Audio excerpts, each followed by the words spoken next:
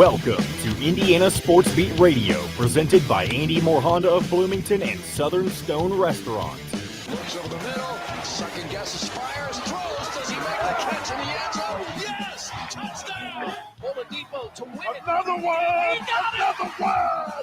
Another one! Huge hole. He's at the 30. He's going to go. 10, 5, touchdown. Jonathan Taylor. Worked out by Burke. Bounces into Cody. Puts it up. Scores! Now, from the Golf Club at Eagle Point Studios, here's your host, Jim Coyle.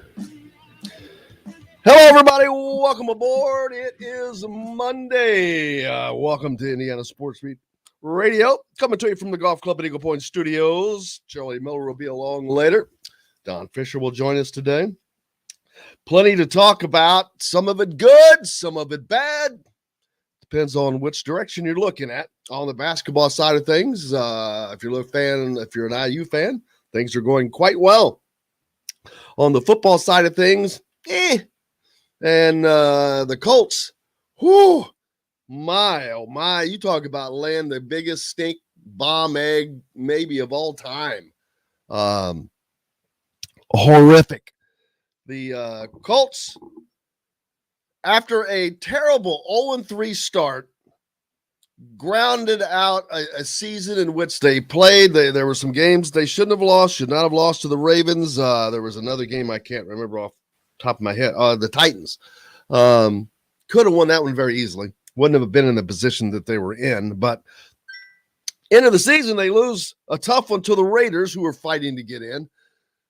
But then you go play the absolute worst team in professional football, certainly. And you just lay a big old goose egg. And you needed that to get in. That's horrific.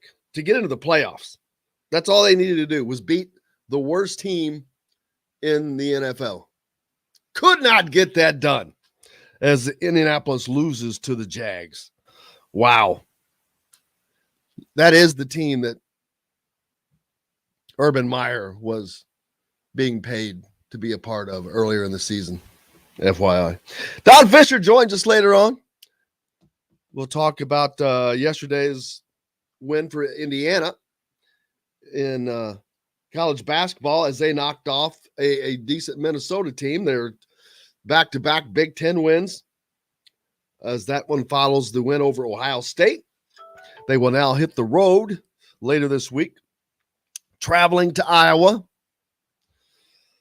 News from the football program as Charlton Warren has left after one season as defensive coordinator. Following Gene Chizik, who is being lured to North Carolina, I don't understand the scenario the best way as I can look at it, because he's going as co-defensive coordinator with Chizik. I'm assuming Chizik is going to be the head coach in waiting, and then Warren will become the DC. But who cares? You're going to North Carolina in the ACC. There is no way that is not a step down. I don't get that move whatsoever, but hey, there's always things that we don't know. Indiana also lost their defensive line coach in a different manner, Kevin Peoples. Tough loss there. Not expected. Pretty sure he did not expect that either. I think that was a situation to where just previous relationships come into play. But that one's a tough loss for Indiana. I did see a tweet by one of the IU football coaches saying that, and it was kind of pointed and it kind of aggravated me, to be honest with you, but it was saying something about building an organization on people that want to be there. Well, first of all, you're not the guy that needs to be saying that, because hardly anybody knows who you are, A. B, did they say that when Kalen DeBoer left to become a head coach? Did they say that when Nick Sheridan was let go? Did they say that? Are they saying that about Darren Hiller, who is here? It's kind of funny how things can be made to be said how you want them to be for attention purposes. Just that one just struck me as wrong. I get it about Charlton Warren, but it was a little too broad for me. Because I think that Peoples was lumped into that, and that's not the case. Hope everyone's doing well, having a great Monday. Don Fischer's coming on in the next segment. Like I said, we'll talk some IU basketball. Colts are 0-6 in Jacksonville. That's unbelievable. That's unbelievable. I guess they go down there and get on the beach. Have too much Whataburger when they go to Jacksonville. Who knows? Indiana basketball picked up a nice win yesterday over Minnesota.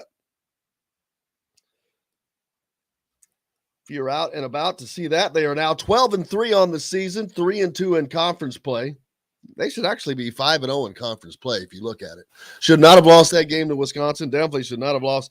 Well, can't say shouldn't have lost to Penn State. Penn State has played some teams well. And so it is what it is. But their next game coming up Thursday as they travel. Hoosiers hit the road going to Iowa to take on the Hawkeyes in a winnable road game, but it's a road game. Indiana has not fared well traveling thus far. We'll see how that plays out. The NFL, who is in and who's out? Let's see. The Bengals clinched last week. I don't even know. There's so much that goes on. It changed so much. Oh, man. Pete DePrimo. I've got to repost it. That's great. He's got a tweet out. When he went to bed, the Raiders were cruising to a victory with 5 minutes left in regulation. Then drama erupted. In the end, Raiders win. Steelers make the playoffs, and his hair grew back. If you know Pete, he does not have hair, but he's wearing a wig in his photo. First of all, I want to know, why do you have that wig?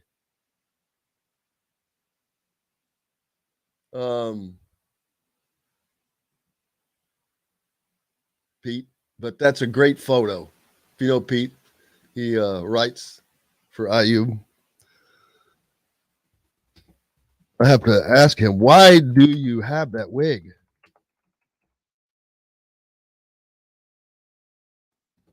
Andy. Kind of a question, right? Why would you have that wig handy? But a great photo. Funny. Hope your weekend went well. The weather finally, came back to where it's doable. Man, it was a little cold. The Steelers are in. It was so funny how everything was teetering on who's in, who's not in. That Steelers-Ravens game goes to overtime. Oh, let's see. NCAA portal numbers after a busy weekend. Since August 1st, 1,075 scholarship players have entered the portal. 39 have withdrawn. Of those 1,000, of those 1,000, only 374, so roughly 37%, thereabouts, have announced new schools. That means there are still 662 players, roughly 60-something% of those players still in the portal. 2/3 are still in the portal. Where are they going to go? Are there that many open spots? Are there that many kids that are not coming out of high school? Still, 2/3 of the guys are still in the portal. Now, to me, those guys are obviously not concerned about spring football. So they're not going to be playing spring ball at their new schools.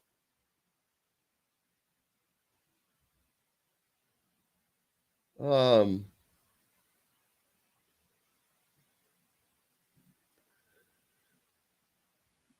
we keep talking about the portal, and, well, they wanted it, they got it.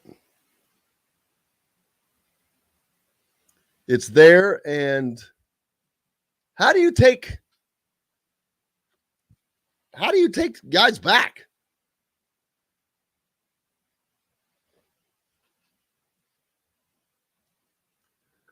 I mean, with 2/3, I don't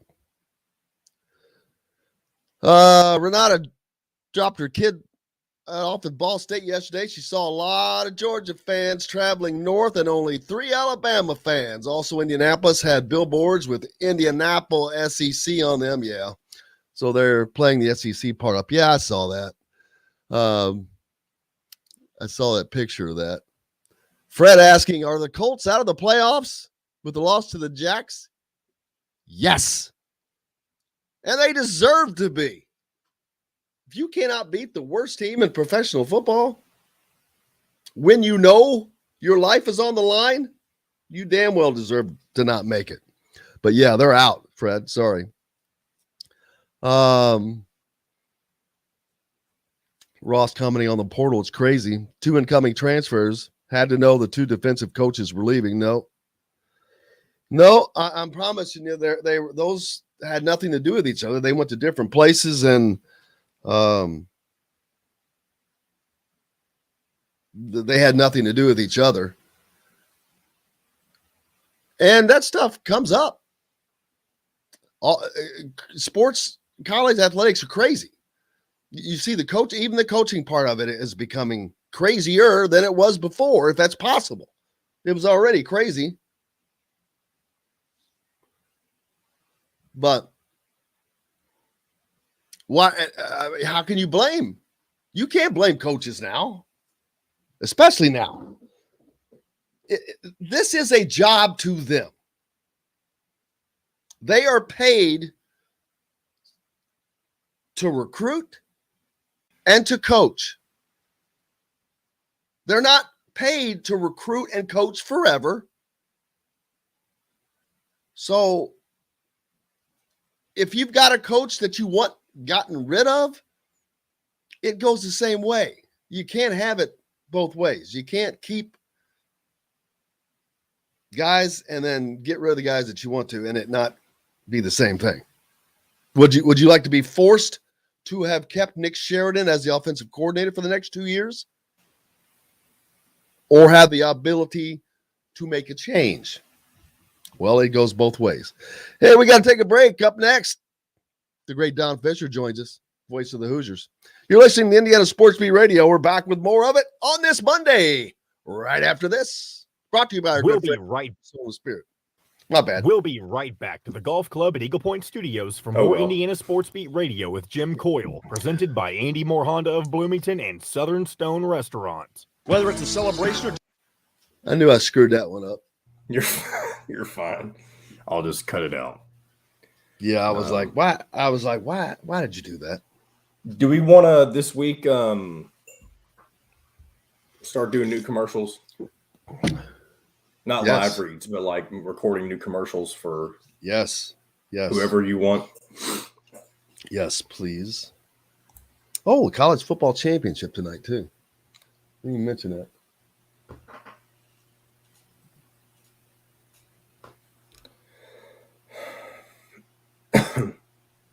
Once we get started with Don here in this next segment, I'm going to step out for a minute or two to grab some coffee.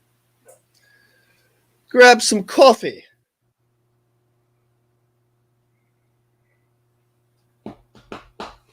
I have my coffee.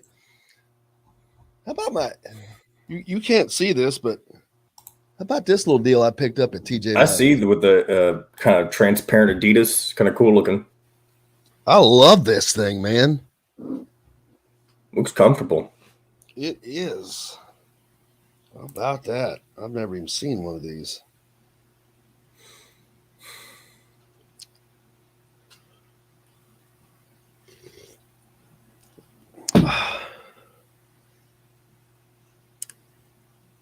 You need to come up for a game, an afternoon game. I ought to. Yes, you should. Morning, Good morning, Don. Mr. Don. Hi, boys. How are you? Good, sir. How are you today? I'm doing all right. Can't complain. Let's see here. I'm looking at the Big Ten standings right now. 3, 4, 5. And Indiana is currently 6th in the conference. That's after being among the laggers down there at the bottom. So 2 wins this past week was huge. Absolutely. I hate saying shoulda, coulda, but they could be 5-0. Yes, they could, but Actually, the Penn State loss is not as bad as I think people realize. They're playing everybody tough. They are, but it's still. I know it's still Penn State, and it's still a loss that shouldn't have happened. Yeah. It should not have happened. But you know what? Maybe that helps this team understand, what it's going to take. So certainly against Ohio State, it appeared that they figured it out really quick, and they won 2 important games this week. There's no question. They're still unbeaten at home, which is 10 critical. seconds. So it's fun time right now. For Indiana Sports Beat Radio. This segment is brought to you by Andy Moore Honda of Bloomington.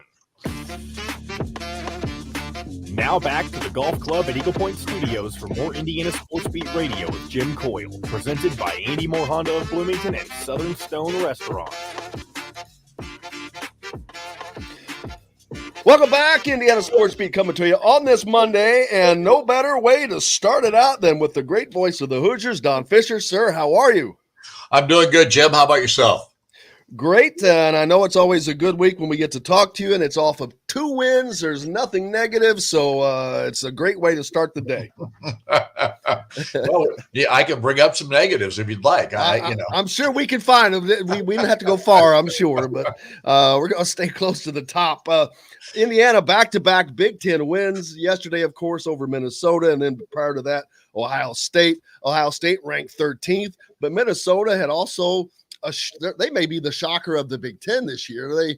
They lose their coach. Their entire team transferred out, it seemed like, so you didn't expect anything from them, yet they came in like wildfire and were playing very well. Ohio State also was playing well. Indiana takes care of both those teams. It's like they finally have kind of woken up and they're getting their offensive flow together.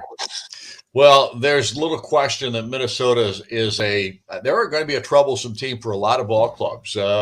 Ben Johnson has done a terrific job of molding a bunch of mid-major transfers along with Eric Curry into a ball club that will test you. And they certainly did Indiana yesterday. It was interesting because they tried to do something that nobody has really done this year, and that was to take Trace Jackson-Davis completely out of the game. And they couldn't do that completely, but they did a heck of a job in holding him down, trying to make sure that he wasn't the guy that beat them. And they said, we're going to let you shoot threes if you think you can make them. And obviously Indiana has struggled in that area for a long time. And what happens? Rob Finney shows up and knocks down 4 out of 9 from the 3-point line, looked confident in doing so. And I think that confidence has grown over the last 3 or 4 games anyway, and he didn't score a lot against Ohio State, but here's the thing. Mike Woodson has talked about building the confidence of these guys, getting them to understand that he's not going to tell them not to shoot when they've got an open look. And what happened yesterday, they found a bunch of guys that did that. Xavier Johnson knocks down shots. Parker Stewart got back on track with his 3-point shooting. Miller Kopp knocks down a big one in the second half. You had a bunch of guys that took threes, made them, and obviously helped Indiana win this basketball game along with the defense that we've seen them really improve in as the year has progressed. And I think their best defensive performance of the year was against Ohio State last Thursday. So we're seeing a team that is still, it's obviously still got a long way to go, but it is growing and it's getting better. And now they're going to take it on the road. We'll find out how this week goes, but it's you get a smile on your face when you watch this Indiana basketball team play right now. Yeah, and I don't think that people really realize how incredible the defense that they are playing unless that they're actually looking at these statistics, because they're playing at a level right now that they're at the top. They're at the top of the Big Ten. They're one of the tops in the country. And even if you think back to the days of Bob Knight, who all preached defense, that's pretty lofty for anybody where they're sitting right now. And they're holding teams to under 60 points. And like Mike said yesterday, you do that, you're going to put yourself in a position to win a lot of games. There's no question. And their defense has been spectacular of late. And it's actually been good all season long. That's where Mike came into this thing and he said, that's going to be my number one priority. We're going to play defense. We're going to play tough defense. We're going to keep people uncomfortable with what we do from a defensive standpoint.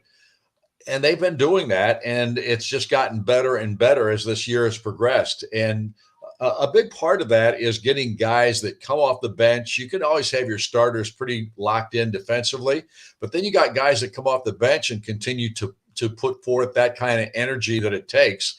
And getting Trey Galloway back this past week was huge in that vein. I think he gave them such a shot in the arm on Thursday night when his first game back after sitting out 7 weeks with that broken wrist. So impressive was his energy level and how hard he played and how smart he played in that ball game. And that's, to me, Trey Galloway is one of those guys. He's a coach's kid. He's very smart. He knows the game. He understands his role.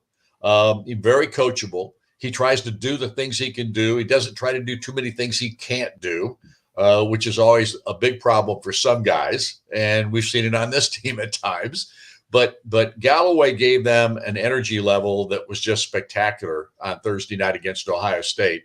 I think he continued that yesterday. I don't think he was quite as sharp as he was in the first ball game. But, hey, it takes a while to knock that rust off and to get feeling good about yourself again, especially from a comfort level standpoint with your teammates. So from my standpoint right now, defense is such a critical factor for this ball club, and they've got to recognize that in every game they play this year. If they do that, they're going to give themselves a chance to win every game.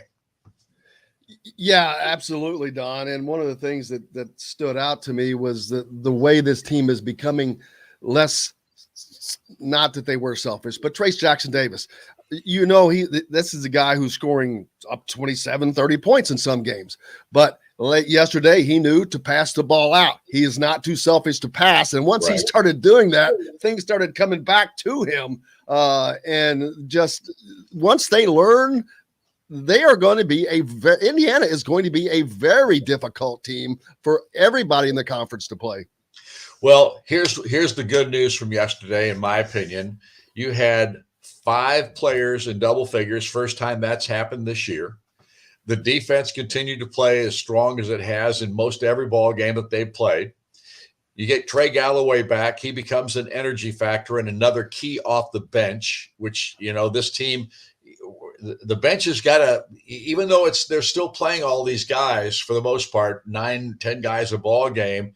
That bench is getting a little bit shorter now because Woody's obviously playing guys that buy into defense first and continue to play, smart out there when they're on the floor, doing the things that they're capable of doing and not going overboard with trying to do things they can't. So there are so many things that are positive with this team. But take a look at what happened yesterday, which was, to me, the critical factor. In the first half, we knew that they were taking Trace Jackson Davis, trying to eliminate him completely. Indiana's guards scored 31 of the 39 first half points they scored. It was all guards that scored the basketball in the first half. Well, and no turnovers. They had like 2 turnovers. Yeah, and 6 for the ball game. So this team, and that's the other thing that's happened here in the last 7 or 8 ball games. They've stopped turning the ball over 14, 15, 16 times, even 20 or 21 or whatever it was back in the day. But Yeah, what that has stopped, and that's dramatic too. So there's so many positive things going on with this team right now. And of course, we're saying this literally just basically over a week when they played their worst game of the season against Penn State. So, how quickly things can change with a couple of wins. Yeah, and now they head on the road, a place where they have not had the success yet that they are seeking. They go to Iowa, a tough place to always to play, but it's a winnable game for this Indiana team. Well, I think here's the thing about the Iowa Hawkeyes. You know that they're going to want to run up and down the floor and try to score a ton of points. And they are scoring points at a high rate, 87 a ball game coming into this matchup with Indiana. In Big Ten play, it's dropped off to 78 points a game. Here's the biggest problem the Hawkeyes have, and this may come into play big time if Indiana plays the way it's capable of playing and controls the boards like they have in most ball games this year. Iowa is averaging 28 rebounds a game and giving up 44 a game. Wow. That's in Big Ten play. Now, I'm not talking about on the season. I'm talking about just in Big Ten games. So against their best competition that they face day in and day out, they're getting clobbered on the boards. If Indiana can take advantage of that, they've got their first road game of the season in the win column. You think they're not missing a certain somebody? You mean Luka Garza? Is that his name? Luka's not a problem. I mean, he's gone now, and that's not a big factor. Well, I'm telling you, it's the biggest factor for them because that guy was a stud. Absolutely. A few changes on the football side of things. Indiana loses a defensive coordinator. This will be the third time in as many years that Tom's going to have to name a new coordinator. I think it surprised all of us, even him, on that change. But that's part of college sports now. They also lose Kevin Peoples, which that was a surprise. But again, it's about relationships. These guys that have previous relationships, and that's where we are. But some changes coming on that side for Indiana over the course of this offseason. Yep, I'm not happy about it. It feels to me, because of the season that Indiana had, it feels to me like there's rats jumping off the ship, so to speak. And I don't think that's the case, because I think, as you point out, there are relationships involved in these two moves for these other coaches. But, at this time of year, you're into January now. A lot of changes have already taken place with coaches taking new positions, those kinds of things. And I'm sure there are very capable people out there that Indiana is going to be able to interview and talk to and get to come. But it just bugs me. It's like, man, are you kidding me at this point? When you're just getting all your new recruits that are coming and all those kinds of things, and you've got a lot of that taken care of, and now you've got to change coaches again. And this has happened a lot now over the last 2 or 3 years, where Indiana's had a lot of different coaches come in and out of this program. So we'll see how it all plays out and play out for the best. I hope it does. Obviously, from an Indiana fan's perspective, we hope it really plays out in a very positive way.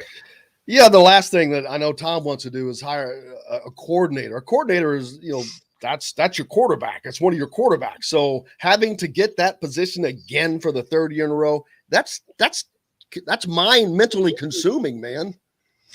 Well, and that's why he's going to have to find somebody that shares his philosophy. I think Charlton Warren was a good fit. I think he did a good job.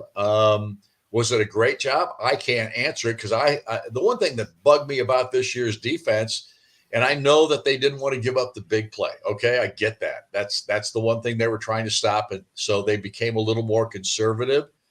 But how did they win games last year? Not this past year, but the year before. They won it with aggressive defense, with a defense that blitzed from every angle, from every possibility. Whatever they did, it was with total 20 takeaways, all those takeaways. Right. And that disappeared this past year with the defense. So from my impression is, why would you take away something that's been so successful and change your philosophy there?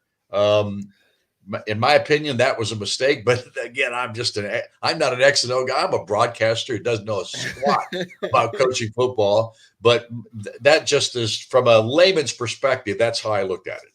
But the good thing is you are undefeated, baby. Yeah. I've never lost a game that I know of. You're undefeated. Well, we will see you Thursday in Iowa as Indiana travels to Iowa City to take on the Hawkeyes. Then you guys, do you just stay gone? Because the following game is at Nebraska. No, actually, the way I'm traveling these days, I'm not traveling with the team these days. And the reason I'm not is because they've changed their protocol again, as you know, because of COVID and all the things that are going on.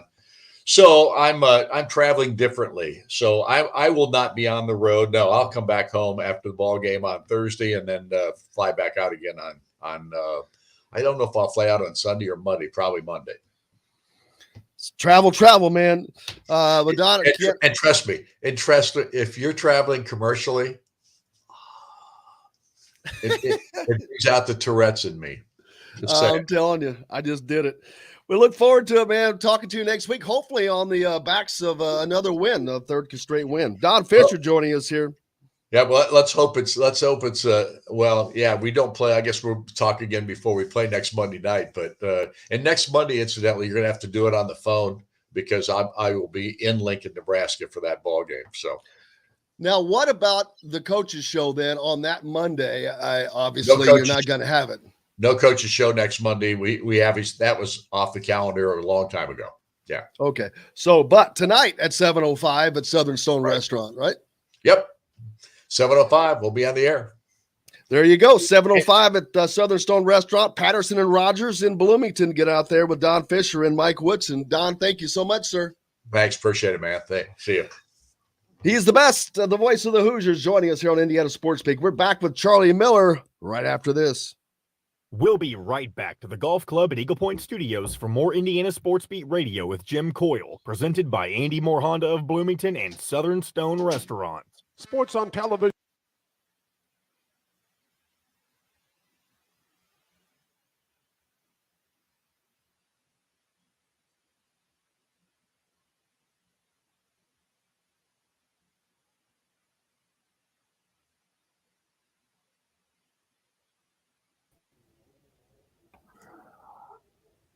Good morning, Charlie.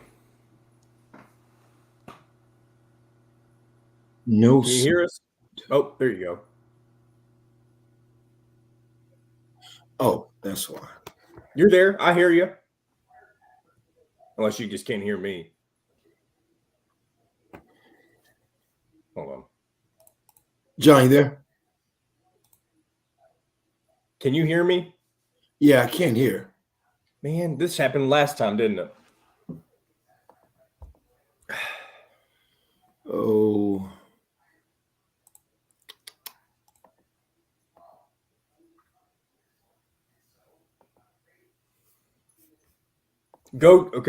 Charlie, go to well, you can't hear me.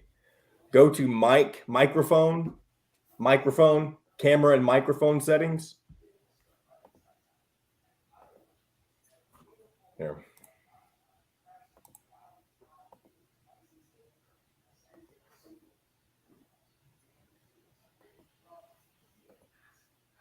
Check. Hello. Let me log off and get back on. Sorry.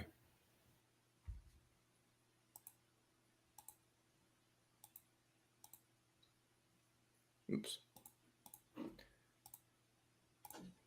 He just has to go to his settings. That's what. Well, he couldn't hear us. I know you got to make a. I was trying to make a hand signal or like a thing. I'll text him and tell him what to do. Yeah. And all you just go down through there until it starts showing green. Yep. All right. We got 40 seconds here. Charlie, I can hear you. Can you hear me? No, I can. I knew the problem. I was on mute. So anytime you okay. But and if that's not the problem, anytime you have that problem, all you have to do is go down to where it says cam mic down there and then go into the camera or the audio settings. It was my computer, Jim. Right. It was on, literally, it was my computer. It was on mute. So he's saying it wasn't even StreamYard. It was his own computer. No, I was on my right. computer. Yeah. How are you doing, friend? I'm good, man. I'm good. I didn't watch the Hey, game. we're coming back. Just sorry. Just ask him whenever we come back in. Yeah. Sorry. MoreHonda.com. Come see us at the all-new Andy Moore Honda, now in Bloomington. This segment is brought to you by Remax Advanced Realty, Indie Home Pros team by Cheryl Sizemore. Now back to the Golf Club at Eagle Point Studios for more Indiana Sports Beat Radio with Jim Coyle, presented by Andy Moore Honda of Bloomington and Southern Stone Restaurant. Welcome back. Indiana Sports Beat Radio on this Monday. I missed this by Brad Nix earlier. Playoffs? You kidding me? Mhm. How do we not play that at the top of the deal, John, with the Colts? Playoffs? Yeah, that was a Man, blip all on they us. had to beat they had to beat the Jaguars, Charlie. That's all Oh, the Colts man. had to do. Oh, The man. worst team in the NFL. Wow. And Oh, what do they man. do?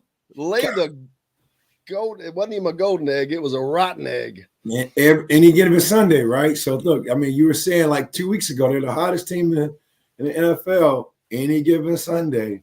Oh man. Indiana, a nice win yesterday over Minnesota. There's back-to-back.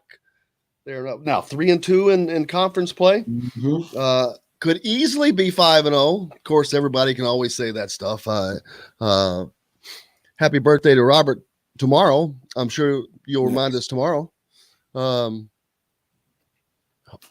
happy birthday to you. Yes, sir. Hello, Five Lefts. How are you? Thanks Hey, for guys. joining us. Indiana's offense since Ohio State, specifically since Ohio State, has looked dramatically different. They have looked much more cohesive. Mhm. Guys are doing things. Well, how about yesterday? 2 turnovers in the first half. Do you remember a game that you played in which you all had 2 turnovers in a half? No, Especially a team that had been averaging like 15 to 20 a game. No. I just remember Coach Knight's message to me: if you ever think about turning the ball over, go give it to the referee and go play defense. I know what you're doing. So no, that's impressive. Again, I was on the court myself trying to get players to go play at IU, but that's impressive to hear. But that goes with accountability, right? So Coach Woodson's metric is what, 12 turnovers, less than 12 a game, right? And I think that's what showed up more than anything. And you said you've seen a dramatic difference in their offensive system and flow. That's accountability. That's adjustments. That's not waiting. That's not being stuck on. No offense to any other coach that were there. That's not being stuck on. We're going to just continue to run this until it works. Adjustments. They're making them. And you're getting more contributions from other players. Well, Minnesota tried to take Trace Jackson Davis away yesterday. They're like, all right, he had 27 on EJ Liddell. He's not going to do that to us. And he didn't in the beginning. And I was curious on why. They weren't really, to me, they weren't stopping it. Indiana was just not forcing the issue. Right.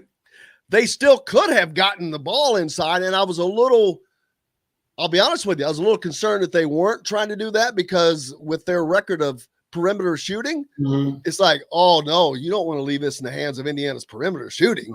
Right. But they did, and it worked out fine. There's no time that you're going to put up 24 3-point shots and that you won't take 38% on that. Right. That's good back in the old days of 3-point shooting. Right. 38% today with the line moved back on 24 shots. That's tremendous. Indiana only took, how many shots did they? 56. Half of their shots were for perimeter yesterday, and they hit 38%. You'll take that all day and twice on Sunday. And again, in the analytics world, 33% is ideal. The average from 3-point shooting, you're 5% above it, which means you probably, the closeouts were tighter, closer. I saw the guards again. The guards had a really good game, so that's a great indication of what you just talked about. It was more of attacks, more shots made, and it fit the bill. 13-point victory. They're still not a complete team, and by that, to me, this is the team that could beat anybody, maybe, but they're not going to be expected to beat a top 10 team. They can beat a top 10 team, but I don't expect this team to beat a top 10 team because Miller Kopp and Parker Stewart he's getting there, but they don't have that fifth guy yet locked in. Once they get that changes the deal for me. Which is a really good problem to have later on the season because people can't figure you out. Because especially if that guy comes off the bench. There you go. And you just said it with Trace, right? They're trying. Okay, so literally it's like, okay, we're gonna let Jim. We know Jim is gonna get his 18, 20. We just can't let somebody else do that. And all of a sudden somebody else does it. And you let somebody else do it. Now you got what you need. You're finding your rhythm really in the stretch of things. And I think that's what's going to happen. We talked about this a couple weeks ago. They're starting to find their identity. We know who Trace is. I think Race is starting to come through with more offensive ability. I see Rob Fennessy is really making a mark, right? You're starting to see guys really step up and they're finding an identity. And I think that's what's going to probably happen. I think you really want that to happen towards the latter part of the Big Ten season going into playoff opportunities. Absolutely. 1, 2, 3, 4. I'm trying to 1, 2, 3, 4, 5. Oh, I'm just trying to get the shooting percentage for just the starters yesterday because it's pretty damn good. God bless. David Johnson. What, man? And find out the stats for us, man. Come on, Five Bless. Find the stats for Jim. Put it on the ticket. I'm looking at him right there. Xavier shot 40%. Jackson Davis was 6 of 11, so that's over 50%. Race was 4 of 7. That's over 50%. Parker Stewart 4 of 5. That's 80%. So right there, Miller Kopp was 1 of 3. So that's but your starters they've got to be shooting close to 60% right there. It's tough to beat. That's tough to beat. That's going to want. First of all, you're going to want to play defense because the ball's going in a high clip, right? You're going to create a lot of easy opportunities. So that's good basketball. That's really good basketball. That's tough. Yeah. And I mean, just overall, like this. To me, it doesn't even seem like the same team I've been watching over the last couple. One, we know because of transfers, but like they have a different. They have a different bop to them, man. It's just a different. It's good to see. Wins alone, it's going to take time, but it seems like they're really accelerating their learning curves under Coach Woodson. Absolutely. And when you can see it, when it's palpable, that's a good thing. I talked about this with Don. The defense this team is playing, it's sick. I mean, statistically, they are shutting teams down. Now, they have not played top 10 teams and done this, but they've done this with the lower end teams, and they've done this with an Ohio State team that was one of the better offensive teams analytically wise in the country. Yeah. They were a transition team. They were just good at this and good at that. Indiana shut them down in all 3 phases. Now they were coming off of a hiatus from COVID. Right. So I'll give them because they struggled at Nebraska. But I don't know, man. Just because you don't play a game in 3 weeks, that game against Indiana, I'm not going to let EJ Liddell have that and say, oh, that's because he was COVID. You either play or you don't play, man. You know what time the game is. You know what time you see the lights. You know what I'm saying? I mean, right. I'm not, but I'm like, this is not your first game back. You just traveled and played at. You're in Assembly Hall. You're on national TV. You're going against an All-American. It's game time or it ain't.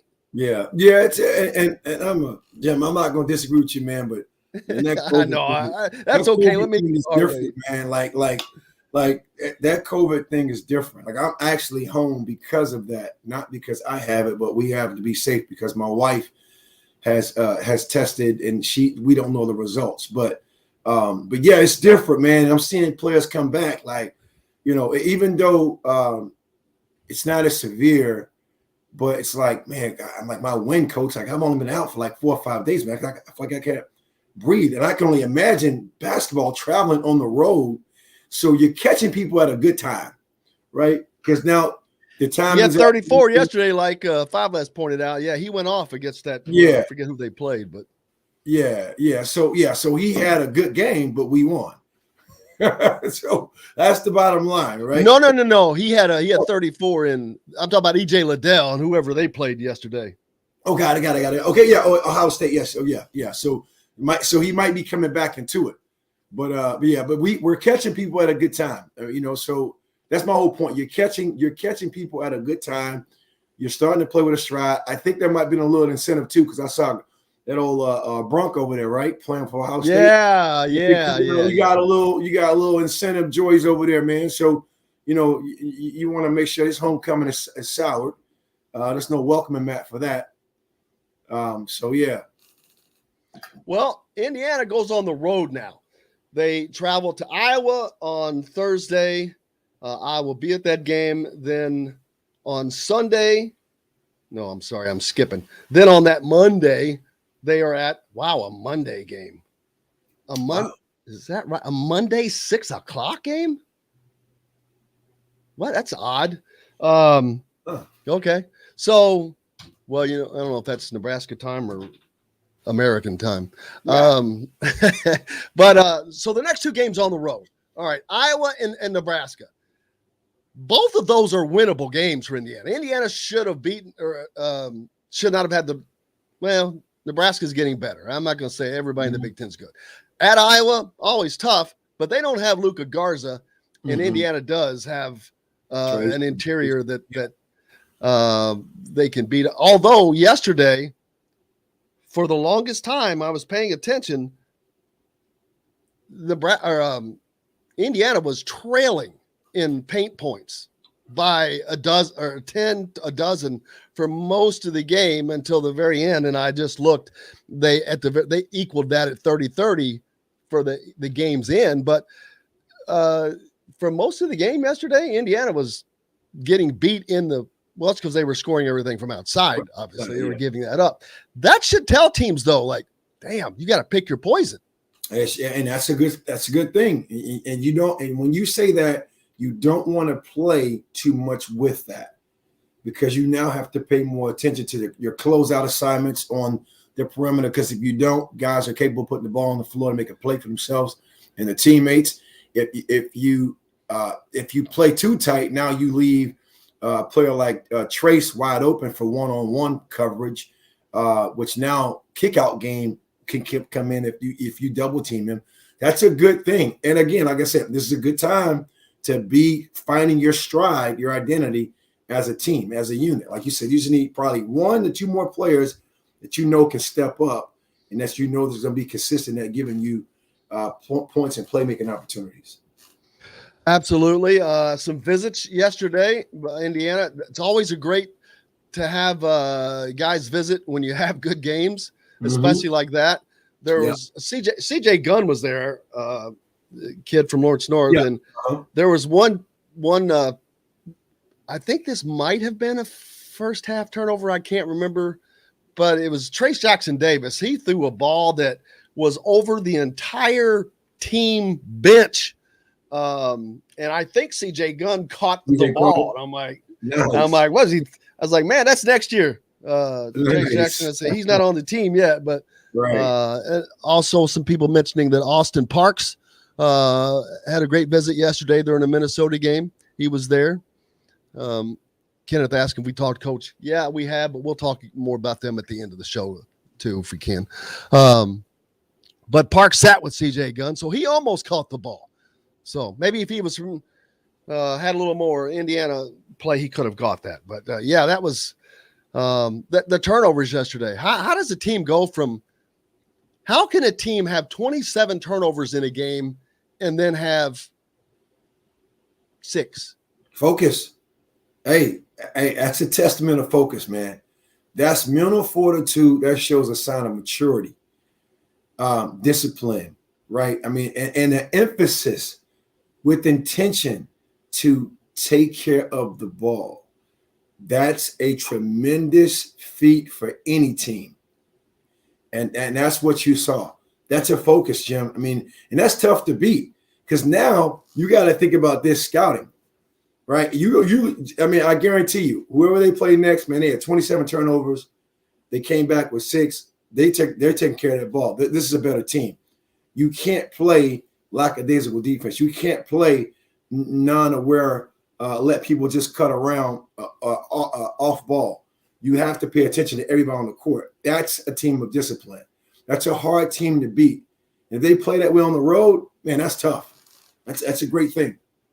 Those turnovers, the 6 turnovers that Indiana had, only 3 came from starters. Man. Only 2 came from I guess really 1 came from a guard. Xavier Johnson, and that one came kind of later, I think. Miller Kopp didn't have any. Trace Jackson had the one that he tried to throw to CJ Gunn. Race Thompson, 0. That's been a problem for Indiana. So between Trace and Race, you had 1 turnover total. That they had 13 alone combined. Was it the Wisconsin game? I forget. But yeah, that's getting those guys to take care of the ball right there is major, and your guard's not turning the ball over, obviously. The other 3, well, the second row guys, you expect that to happen. Trey Galloway, sneaky 21 minutes yesterday. Didn't come in, I think, until like 9 minutes to go in the first half, it seemed, but ended up playing 21 minutes. I didn't think he played that long, but he did. And 6 points, 3 of 6 shooting, 3 rebounds, an assist. You're going to take that. Yeah. See, I mean, let me tell you what I'm noticing about him, and this is what I want to really share with people. He's like right now to me the most valuable player, and what I mean by that is it's sneaky. Why is he on the court that long? He's a glue guy that makes all the engines go. You won't see it big time in the stats. It won't be imprinted, but it's felt from the team. It's felt from the coaches. His contributions are positive. Forget the analytics part about being positive minutes, points per possession. When he's on the court, he's making things happen on both sides of the ball. He's active.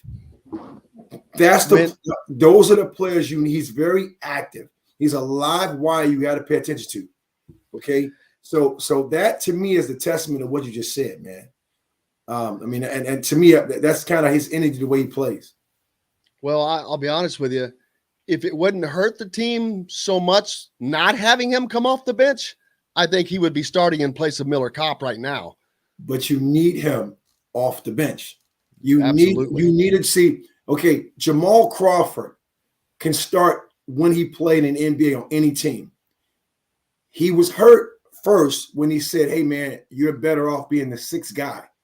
All of a sudden, multiple 6th guy of the year win awards because he was better off coming off the bench to help in crucial moments.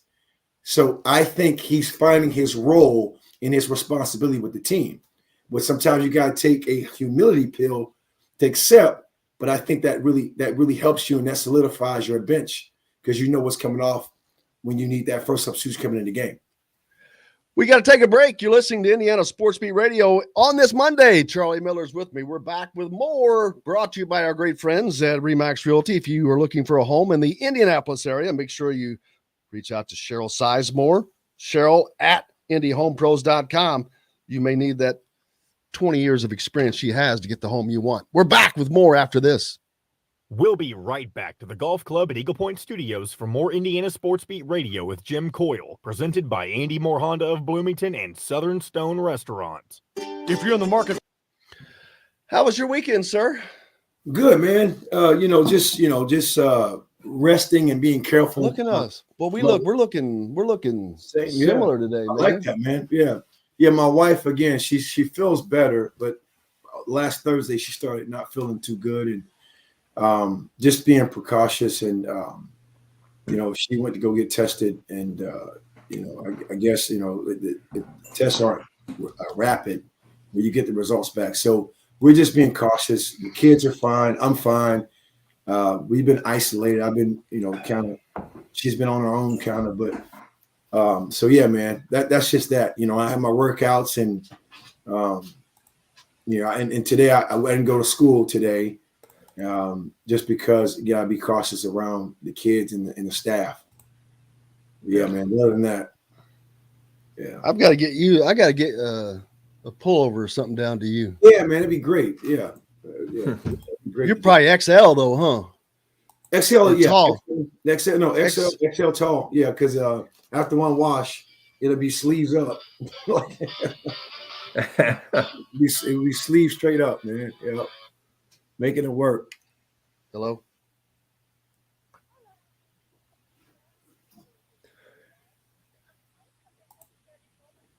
Hey, John, who said I was correct? What comment?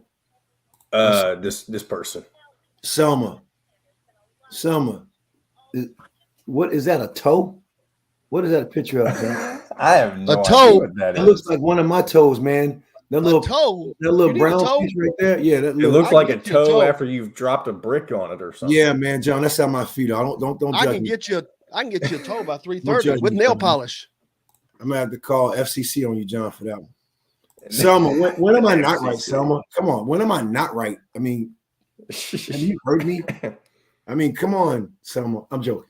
No, but that's how I see Trey, man. Hi, Selma. How are you? I've not seen your name before. Welcome aboard. I love it, and welcome to the show. But that's what I'm seeing from him, and everybody as a fan, especially if you grew up watching him, he should be starting. No, it's about a fit, and I think he's doing a great job coming in off, bringing energy, and he's probably expecting it now. I'm watching the game. I'm letting them do what they do. I'm coming in. I know exactly how we can continue to keep the game going the way it needs to go, or turn that tide. Do my best at affecting the game and influencing the game the best way you can. All right, here we go. Coming back. 961. Cheryl Sizemore from Remax Advanced Realty. Let Cheryl Sizemore get you in the home you want today. Cheryl at IndyHomePros.com. This segment is brought to you by Bubba's 33 in Clarksville. Pizza, burgers, beer. Now back to the golf club at Eagle Point Studios for more Indiana Sports Beat Radio with Jim Coyle, presented by Andy Moore Honda of Bloomington and Southern Stone Restaurant. Welcome back. It is Monday. Jim Coyle with you as always. Charlie Miller as well. How was your weekend? I know you've been dealing with just getting through all that and work. Yeah. And how are the kids? Kids are great, man. Yeah, my kids are okay. So they're fine. Just you all have some good thoughts from my wife. She's good energy, so she's doing her puzzle. That's all she can probably do. But other than that, man, weekend on the court, just kind of getting back to it slowly but surely. And I didn't have a chance to watch the game. I saw the highlights. That's pretty much all I had the opportunity to do. But I knew I was going to get a good update from the fans, as we always do, and then yourself as well, man. But other than that, just a good weekend. I'm surprised we haven't seen this question again already. Asking about Christian Lander. I'm starting to wonder if he is not a redshirt candidate, but is there a purpose to a redshirt year anymore with the COVID year, since he received the COVID year? But obviously only so many guys can play. Mm-hmm. He is the youngest, minus Bates. He's the youngest on this roster. He has the least experience on this roster. So I'm not surprised that he's not getting minutes, I guess. I mean, there's only so many. I mean, look, this is what 1, 2, 3, 4, 5, 6, 7, 8, 9, 10. He's already going 10 deep. I mean, that's pretty deep. Yeah, and who knows, right? So for every Trey Galloway comeback story, there's a Christian Lander that you question, and then well, why is he not playing him? Well, it's not an equal opportunity position. I mean, it's not, unfortunately, right? And then you go from watching this kid do what he did in the Evansville area to now trying to figure out how to play as a collegiate player. And the positive here could be there's time to grow, and Coach Woodson has given him that opportunity. We may not want to see that, hear that, but that's what I'm watching, right? So, you know, I feel Christian is as committed as any player. That there's just, you have faced the truth. You may have to grow a little bit, right? It's not even about a trust. Right now, you're not trusted. Okay, you're not trusted handling the basketball, making the right decisions. You're gonna get better, and it's okay. Because right now you have the group of players that can afford you that ability. I make it personal. That's my son's position at the college he's at, not the same level, right? But I relate at the Ncaa level. He's a freshman, not like Christian, but he, you know what? You have time to grow, son. Christian, you have time to grow. So I'm hoping that that's what we're looking at, and we see him as the future more than, okay, why is he not in that rotation, if that makes any sense? Yeah, because you've got Xavier Johnson, who's playing a ton of minutes. Then you have a Rob Fennessy, who is in front of you playing a ton of minutes. And so they said he didn't even dress yesterday because of an injury. But that aside, you know, obviously he's not getting – but I don't expect him to get a ton more minutes right now because you just have guys in front of him. And that's that. Right. He's just younger. Well, and you just said it. So let's look at this. If he was contributing at a high level, if it was a minor injury, he's dressing. Nothing against it. He's not really playing. Okay, well, you can sit. So now that just kind of helps even his psyche. I'm dressing, but I'm not going to play. Okay, let's nurse, let's rehabilitate whatever's going on. But at the same time, too, you're not going to probably play against Xavier Johnson, again, a former 16 points per game, true point guard in the sense of what we're starting to see now. Rob's coming off playing high level. Rob as a senior, you're just not. There's so many minutes at that position, right? 5 positions, 200 minutes, 10 players playing, averaging 20. Obviously, Trace and Race probably getting the majority of those minutes.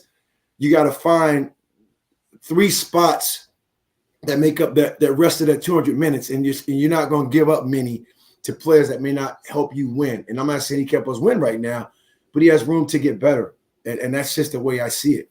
And I'm hoping that he doesn't see this as a slight. Nobody around him does that, you know, in this transfer portal culture, in a sense.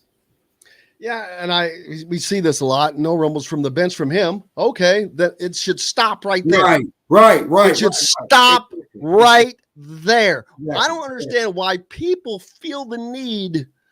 Well, he may not be happy. Why are people worried that he's not happy? Right. Because he may enter the transfer portal. Okay, Right. Guess what? I just read that there are still 600 and something football players in the portal out of 1,000 that entered. 2/3 are still in the portal. Man, I don't understand why that's not your biggest concern today. So let him Exactly. let it be his concern. I think he knows what's going on. He's growing. He came here too early. He's growing. He's got great players around him to learn from. He's a great athlete. He's talented. He'll be fine. Just let him have his time and just let him deal with it. It's just so rare because we all are in this microwave society that, you know, you have a player have the opportunity to grow. We're just expecting, you know, what he did in high school to just transfer over. And sometimes it takes a while. Another personal story. I have a player that's in college right now, is struggling, but yet, man, you got time, like encouragement. Like there's no words I can give you, man. There's no rush like to greatness, man. It takes time to take your lumps. You need to learn how to work through adversity, something you haven't faced in a long time, right? So I think that's where it's at, Jim. I think it's more us than the team. Then I see his attitude. I don't see shoulder slump.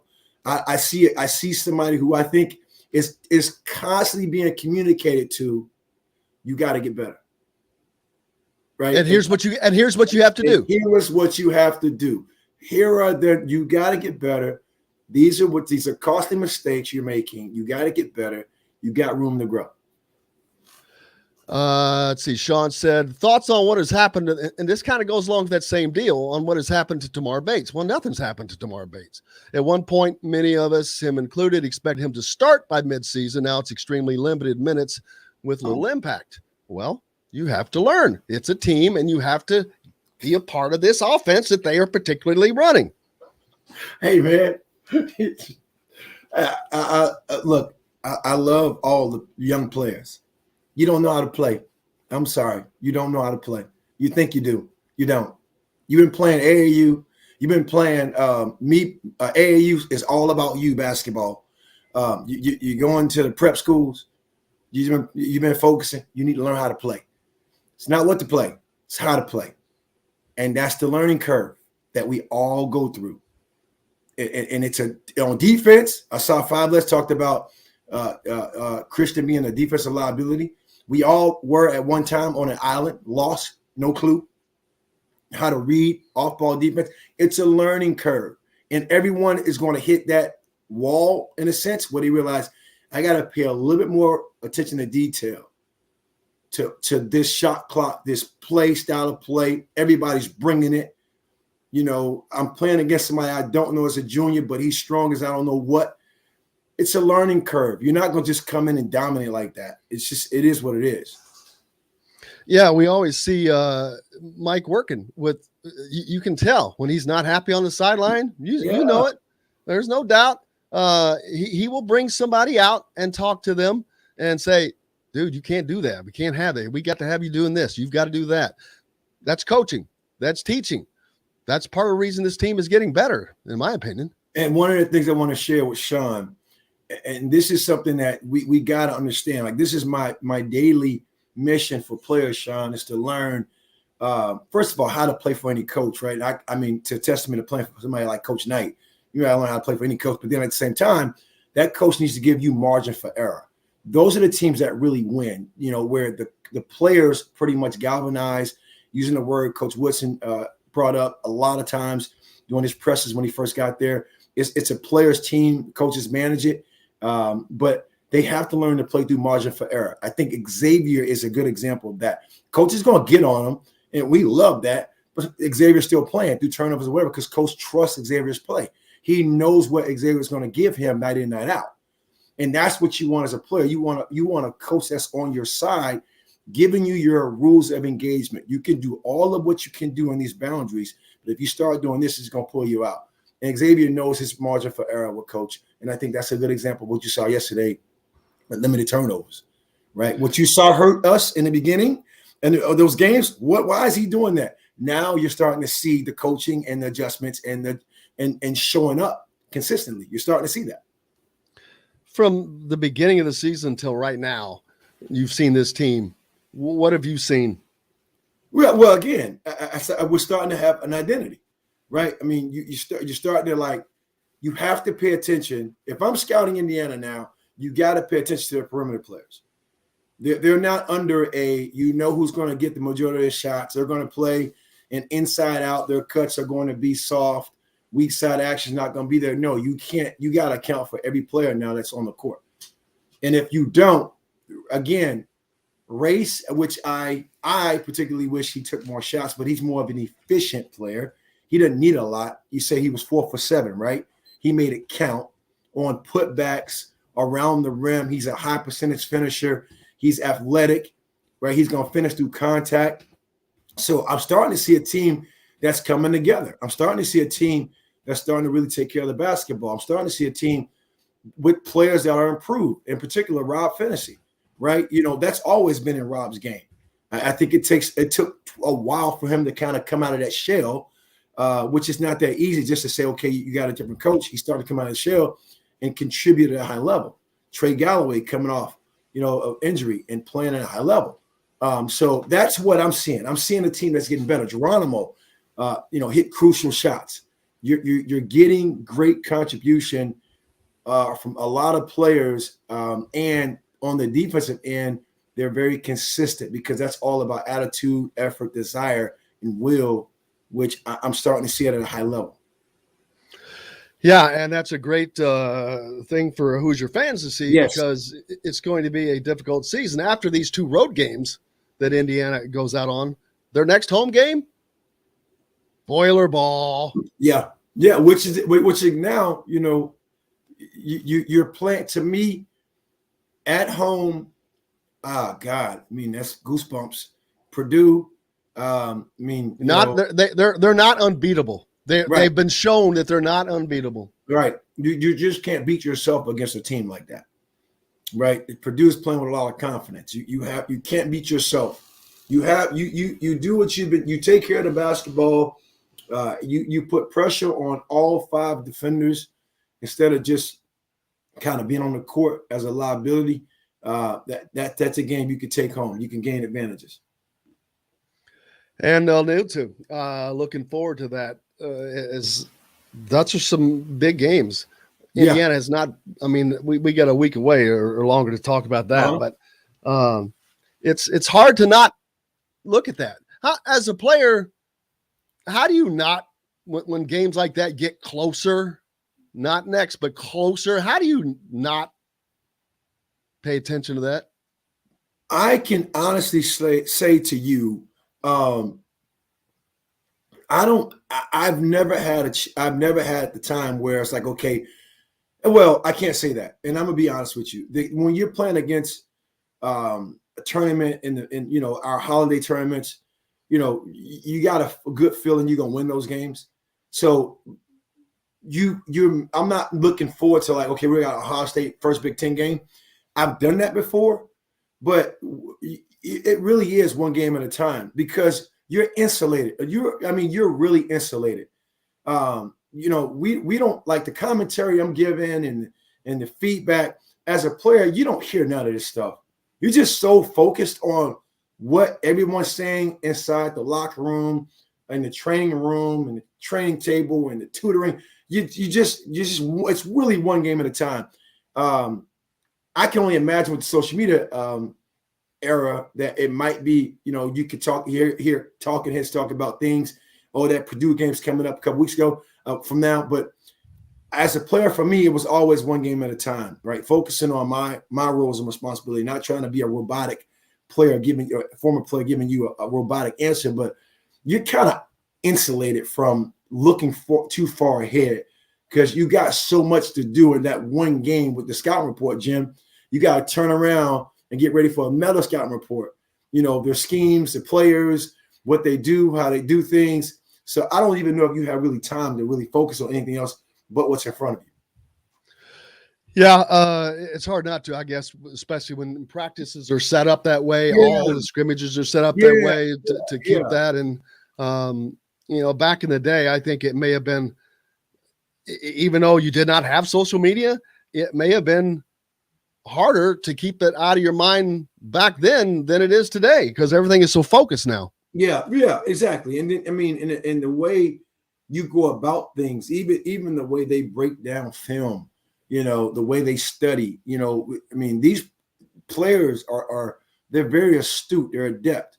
Like we don't realize the impact of every game that we watch, every 2-hour game. There's probably 20 plus hours, 30 plus hours of dedication, whether that's taking care of your body, what you put in your food system, eating, your rest, your weight training, walkthroughs. Man, it's at least 30 hours. I'm being honest. And then you have to. So what time do I have to focus, if you think about this rhetorically speaking, on a game 2-3 games from now. Like, unless you're Rob Finney and you're from that West Lafayette area, and you're just like, okay, here's my last time at home, right, to beat them.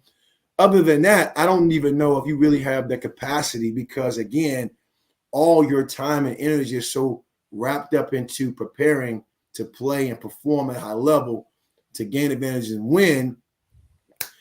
Back in the tape room, we call it dupe room, duplication room. Now you got to get ready for the next game. And it's the same thing. Walkthroughs, practice, scout team. I don't even know if you have the capacity. If you really focus on it, I don't even know if you really have the capacity to do that. We got to take a break. You're listening to Indiana Sports Beat Radio. We're back with more Charlie Miller and myself right after this. We'll be right back to the Golf Club at Eagle Point Studios for more Indiana Sports Beat Radio with Jim Coyle, presented by Andy Moore Honda of Bloomington and Southern Stone Restaurant. Whether it's a celebration. Hey, one thing you haven't mentioned, and it's not sports related whatsoever, but Bob Saget died yesterday. I just saw that. I just saw that. I saw that. Couldn't believe it. What's going to happen one day when the next day there's a show and I died? Well, you'll be halfway through it. Oh, well, we forgot to mention yesterday Jim died.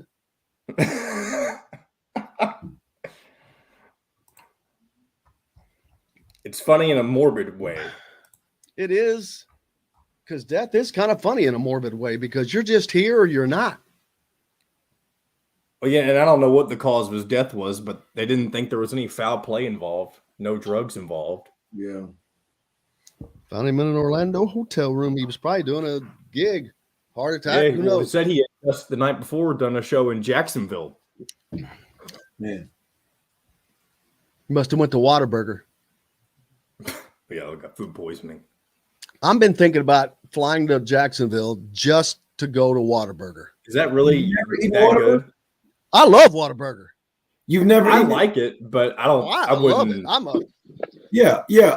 That's a really big deal around here. You know, I think it's starting somewhere around here. It's like Buc-ee's, right, Charlie? No, that's another level. No. Buc-ee's are all Buc-ee's is like all national, like the who's who. But Whataburger. Whataburger's gonna be national. Yeah, no, it's good. Oh my God, Kenneth, man, let's not go there. I'm ignoring Jim's comment he just mentioned earlier ago. Oh, a little morbid comedy stuff. Oh yeah. Oh, speaking of that one person about the toe, they answered what it was. What's that? It's a Holy Land oil lamp or a Holy Land oil lamp. So that's what I'm sorry because I didn't get what they put. Okay, thank you. I saw that. I saw the answer. I didn't know what the question was. Yeah, I mean, yeah. So, okay, thank you for that. So we've been talking about all kinds of stuff that I have no idea. We've been talking about toes that I had no idea about. This Holy Land lamp I had no idea about where that was coming from. Right over your head, man. It is. Searching Holy Land lamp. I said, nobody caught the greatest line of all. And I said, toe, you need a toe? I can get you a toe. I can get you a toe by 3:30 with polish. I didn't get that one. Was that a movie?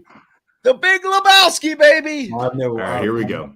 0% APR financing over 48 months and $0 down. Get more to your door with AndyMooreHonda.com.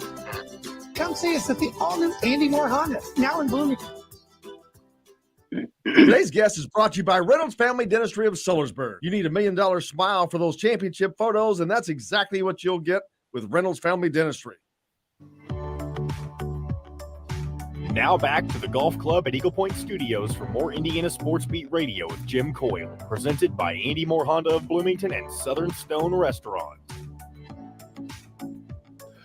Welcome back, Indiana Sports Beat Radio here on this Monday. Hope you're having a good day. We are. Charlie Miller's with us, now joined by Jim Reamer. Hello, Jim. What did I stumble in on? There was so much stuff going on that I had no idea about. There was toes being talked about, a lamp, and just all kinds of things. And my line I gave, nobody caught on to. The Big Lebowski. Oh, yeah. Good movie. I think it's a little overrated though, but I'm sure. Oh no, catch heck for that. Yeah, no way, man. You either love it or you don't. Lots of action going on this weekend up in the what's the name of that center? It was a great looking gym on the inside. Where the they Port played. Civic Center. Yes. Great. I had not seen the inside of that gym before. Another good looking gym on the inside. Well, that building has to be back to the 30s or 20s or something, I would imagine. I don't believe that's where their high school plays. Boy, if it is, Probably not. Then it's been a while since I've been up there. I'd have to ask around, but I don't think their high school plays there. It's a little bit like the Hammond Civic Center, which is, I don't know if they've renovated that lately, but it's a nice, I've actually played in some events up there that use the Hammond Civic Center. It's kind of like, it's fashioned like the Hatchet House, where the upper levels, permanent seats, in this case, seats, not bleachers, but then the lower level has got some bleachers that can pull out and push back in, and it's nice. But they don't. I do think they've cleaned that up lately, but I don't know that anybody uses it for like a school gym.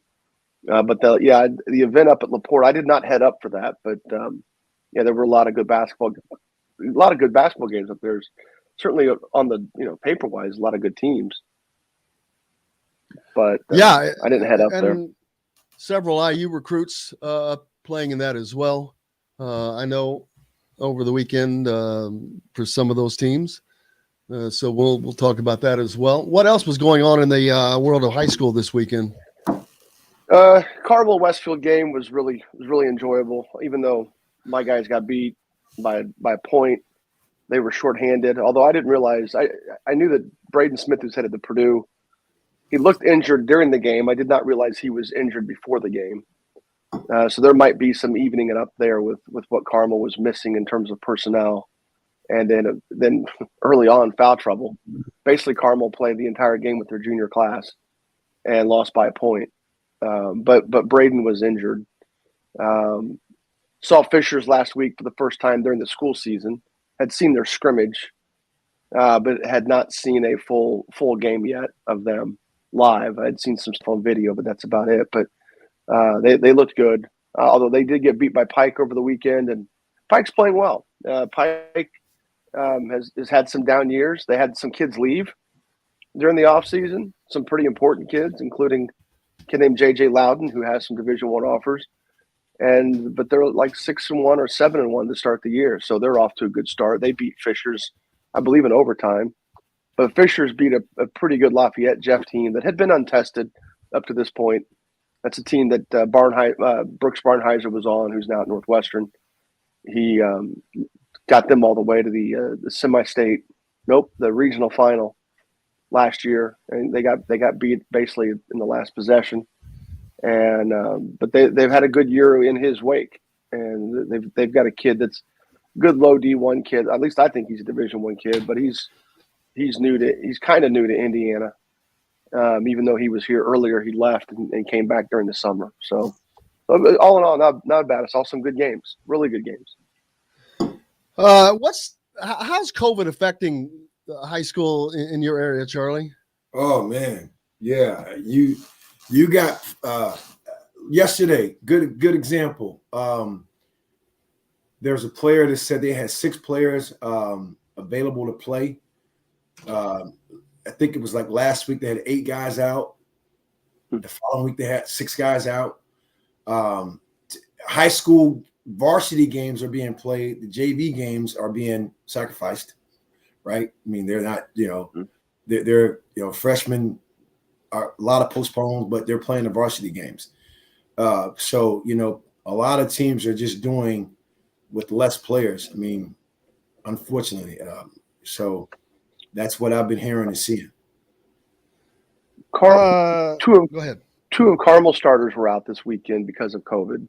They played both their games Friday and Saturday. Neither one are seriously impacted by it. At least they don't think they are. Right. And I don't know if Carmel has a policy or if the IHSA came out with a policy that I didn't see, but they had to get in a certain number of practices before they could participate again. It would be nice if that was a Carmel policy, looking out for their kids, but it would also be cool if it was an IHSA policy. I hadn't seen anything on that. So I was surprised when I was told that when they told me they had to get 3 more practices in before they played. There have been, not that Jim asked specifically about Indiana, but just referring to what Charlie said, there have been a handful of postponements in the state. There have been a couple of schools that have not shut down, but paused. Right. If we want to get into the terminology of it. I know Noblesville had paused earlier in the year. Charlie, I don't know if you know where Noblesville is. It's northeast side of Indy. It's kind of like in the same area as Carmel, Right. Fishers, that stuff. But they had 2 or 3 COVID cases, but they also had a combination of injuries and other illnesses. And a kid that was on a 3-game suspension or a number. I don't know how many game suspension he was on, but he was on a suspension. So what's cool up here is a lot of these athletics directors and I presume coaches have input, are just really, really bending over backwards to help other teams. That's good. Postpone, reschedule games. I mean, last year it was a virtual jigsaw puzzle. You would end up playing a team that you weren't going to play because you both lost an opponent.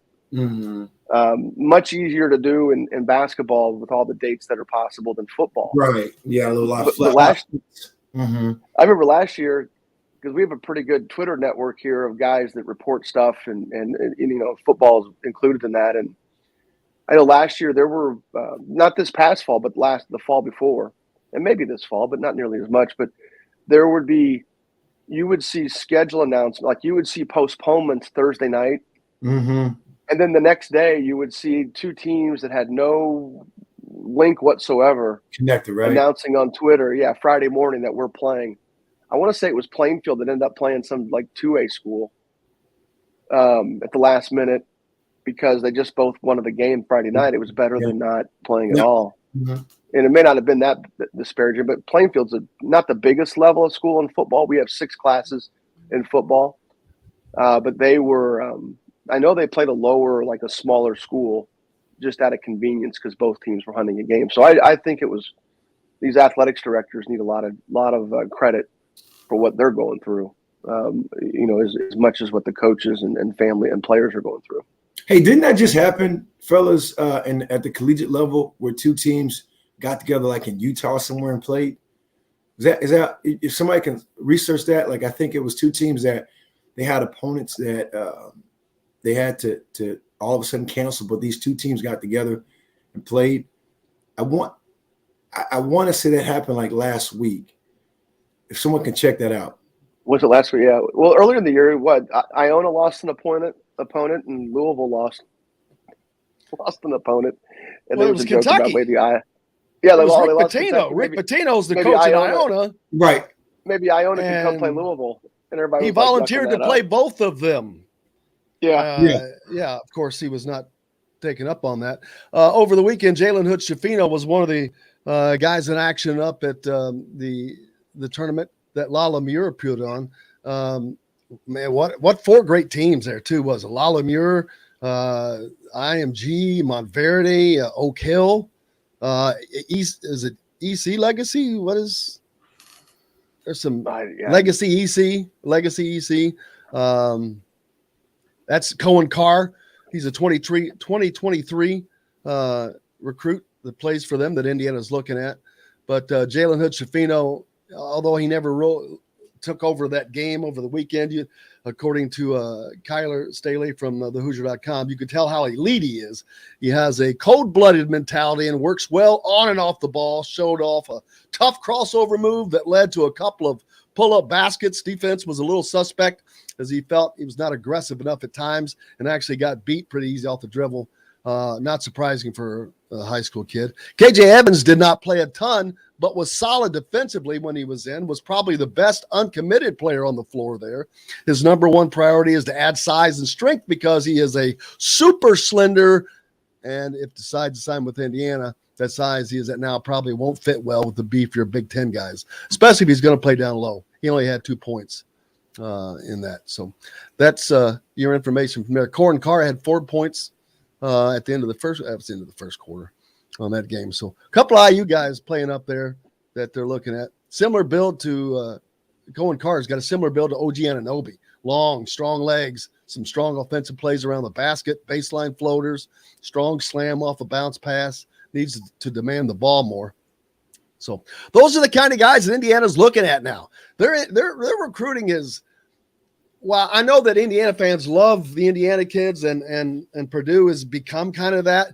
I think Indiana is just going to be a team that mixes. They'll take the great Indiana kids, but they're going to take the kid from Montverde or from IMG or from wherever the heck they're from. It doesn't matter. You just want the best on the floor, or they could be from Miami, Florida, Charlie. Hey, man. Yeah, and it all comes down to what I think Jim does a great job of, Reamer, relationship, right? I mean, I think that's what you're starting to really see. You're starting to see it's relationship driven. It's easier to recruit your backyard, though, or at least it should be, Mm-hmm. because that's where your relationship should be the strongest. And it's good when they hire a guy like Fife, who's been in the business for forever, seems like now. Certainly ever since he quit playing. He got in it pretty quickly. Mm-hmm. And, there's nothing wrong with those coaches having other focuses or other networks to bring to the program, which that's what you're seeking for when you're hiring assistants. But I don't think, other than maybe not getting to the Final Four, I don't think IU fans would complain too loudly if they were doing what Purdue has done the last 5 or 6 years either. So, which they're doing it with a ton of Indiana kids and some kids they got on early that Indiana really never got a chance to recruit. And see a guy like Stefanovic, who went to the same school that IU took a kid from, and Indiana never looked at him when he was clearly the better player between those two kids. There's been some missteps along the way. None of that's Woodson's fault, because he's obviously not even had his first full recruiting class yet. I'm not even sure I would count his first full recruiting class until, especially with COVID, until the current junior class comes through. Makes sense. Because these relationships start, as Charlie referred to. These relationships start exactly really when they're sophomores in high school. Right. Like This ain't the not beginning a of lie. their sophomore year. Steve put up one that's definitely not a lie. This was 2 years ago on the way to the Gator Bowl. I was Googling Whataburger, baby, as soon as we took off. We got one in that Carnival. is- So. No, you do not. Yeah, we do. Oh, wait, what do we? We have Wahlburger. We have Wahlburger. Yeah. And Forrest, I love you, but you are out of your mind. In-N-Out has bland burgers and White Castle French fries. So that's why it's out. That's just not put together. That's right. It's not good. I'm not but the dude does abide. I'm a newborn new onset Five Guys guy now. So Five Guys, you like that? Oh God, yeah, that was good. You like the peanuts all over the place? Eat the peanuts? We don't. Man, you can't go in there if you got a peanut allergy, can you? Don't they have peanuts all over Five Guys? No, not Five Guys. That's no, long. That's long. It's not Texas. Like, don't they use peanut oil or something? Don't they have potato? They have something like those bags. Oh, they have potatoes. Yeah, they have bags of potatoes. Bags of potatoes. Yeah, I'm sorry. Yeah. They fresh cut their fries on. Yeah. Here's something I did not bring up that I'm glad that Kenneth did mention. Michigan has already had to postpone, not cancel, postpone Michigan State game. Now Purdue and potentially Illinois this Friday. All right. If these are postponements, and that would be 3. That is a ton of games to make up with the remainder of the season still to come. There has to be flex in that schedule, and then there has to be dates, those TBA dates that they probably have in the schedule. That's the only thing I can think of. You know what? They're going to have to man up and pretend it's the NCAA tournament and play with a day's rest. Or, what about the Big Ten tournament? You play with no rest. You're 19 years old. You can do it. It's okay. How locked in are they on some of those TV contracts, the non Big Ten network contracts? Like, let's say the Big Ten needed to manipulate a schedule to the point of, say, moving a CBS game or a Fox game off. They would be tied into those games almost 100% short of actually postponing those? I think that always comes down to money and the money people and what they can decide. Right. Hey, we'll do this and you can do that. But more importantly, what about the standings? I mean, Yeah, or availability of facilities too. Especially schools that use the same facility for hockey. I mean, Ohio State is that for sure. I'm not sure we mentioned any of this stuff yet, but the shot, I mean, they have other places they could actually play a basketball game, but the shot is used for hockey. Wisconsin's used for hockey. I don't know if Minnesota's facility, the barn's probably not used for hockey, but I know Wisconsin and Ohio State, their basketball facilities also used for hockey. So I don't know if that would impact anything potentially, even though those teams haven't had to postpone anything yet. Yep, we got to take another break. When we come back, we'll talk about Indiana's newest defensive line coach after they lost Kevin Peoples. He is on his way here from Minnesota and still waiting to hear about a DC. But we're back with more on Indiana Sports Beat Radio right after this from the Golf Club at Eagle Point Studios, brought to you by our friends at Reynolds Family Dentistry, Southern Indiana. We'll be right back to the Golf Club at Eagle Point Studios for more Indiana Sports Beat Radio with Jim Coyle, presented by Andy Moore Honda of Bloomington and Southern Stone Restaurant. Whether it's a celebration. See, I thought so. I thought Five Guys had peanuts too. Maybe it's certain locations because the one where I live doesn't have the peanuts. Here they don't. Something that whatever, but I've eaten there so long. I'm not anti-burger, but it's been a while. I've eaten clean, John. I mean, you're in shape. Huh? Five Guys. Now, if you mean the Five Guys here definitely does not have peanuts. Yeah, I might be wrong. And I might be wrong. I don't know that they've had them on. They wouldn't have them on the floor. That's the restaurant. That's a Texas Roadhouse thing. Place, whatever. That's a Texas Roadhouse. Yeah. Longhorn, or not Longhorn, but Logan Steakhouse type thing. Yeah. And even now, I think they've gone away from that. Well, some of that's COVID too. Some of it's just they've gotten rid of anytime you want peanuts now at Texas Roadhouse, they give you a bag. That's right. A bag. Look. Go look it up, man. I was trying to find it. Does it give you, man? You may not be able to see that, but they have that. Oh God! If you go Google Five Guys peanuts, they used to have. Because I thought do it. They would have a whole box full of peanuts, and that was kind of like a snack that you could just. He's right. To eat. He's right. As you wait for. Man, and I guess that's true because I can say I've never.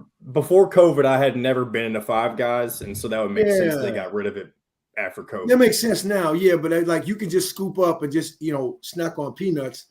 And it was always, I think, the peanut oil they used for the burgers or something like that, and the fries. I don't know.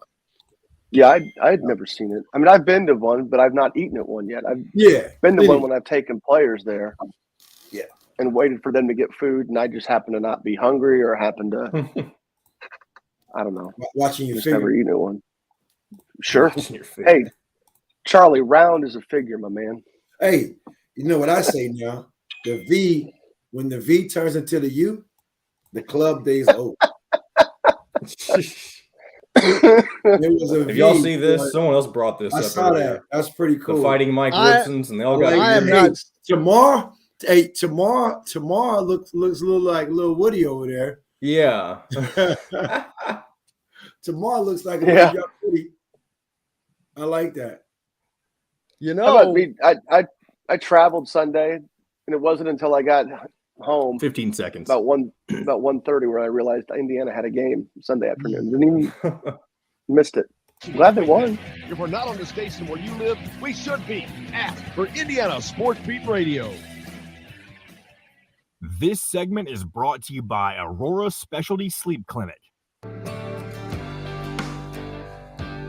Now back to the Golf Club at Eagle Point Studios for more Indiana Sports Beat Radio with Jim Coyle, presented by Andy Moore Honda of Bloomington and Southern Stone Restaurant. Welcome back. I hope you're having a great start to your week. Hope we're helping out with that. It's Monday here on Indiana Sports Beat Radio. Jim Coyle with you. Charlie Miller, Jim Reamer joined us. You know, there is a Whataburger in Nashville now. I'd heard that, and I've just looked it up. It is there. It is true. It is true. Well, see, they were purchased by a company out of Chicago a year and a half ago, and now the plan is to take them national, baby. There will become a day. It's not the burgers, people. It's the real estate. Well, from an investment in purchasing, absolutely. It's the real estate, absolutely right. McDonald's. What do they say? McDonald's is the largest single real estate owner in the country. There you go. That's Ray Kroc's method. You come for the burger and fries. We want the exit signs. The valuation of those companies are absolutely go beyond revenue. Some Whataburger. That's right. The reason I said I was thinking about I could fly to Jacksonville. You can get a stupid. You can get a $32 flight to Florida back. Come on, man. But that, man, you're gonna get $30 worth of service, man, on that Spirit. Oh, I don't care, man. Careful. Charlie, all I need is a chair. What do you need on a plane, Charlie? Man, I need a chair. I need a chair and my headphones. That's it. I'm gonna place my order. I may just have it. I may have an Uber. I may do that Uber delivery thing. I'm on Spirit like Charlie clutching his notebook like it's his clutching everything. I got all my bags. I carry it back. I coached a kid who had good family, had good money, and he went to Florida Southern, and great family. And they were like, the dad's like, "You're going to go down and watch games with us, right?" And I said, "Well, I don't want to. That's a long drive." He's like, "No, dude, we're just flying you down." And I'm like, "Okay, sure." But he's like, "We're not checking bags." And I said, "That's fine." So I did kind of overhaul.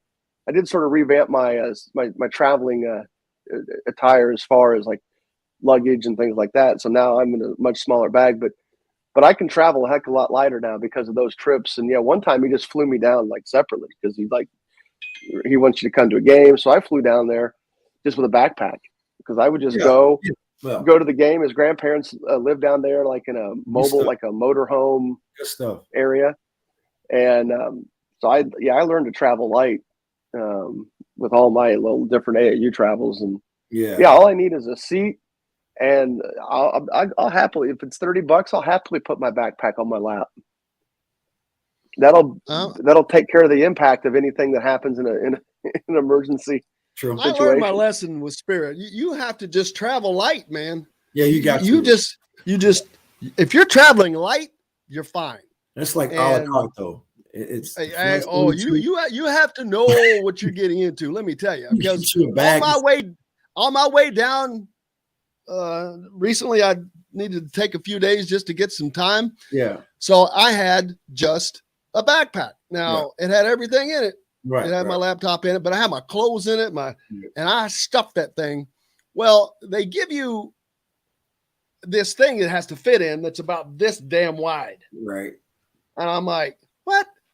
It cost me $80 to go buy that as a carry-on. And but on the way home, I'm like, all right, I got you all. Exactly. I had to take some extra things down equipment-wise, and I had an extra little bag. I'm like, all right. So on my way back, I was wearing 2 pair of pants.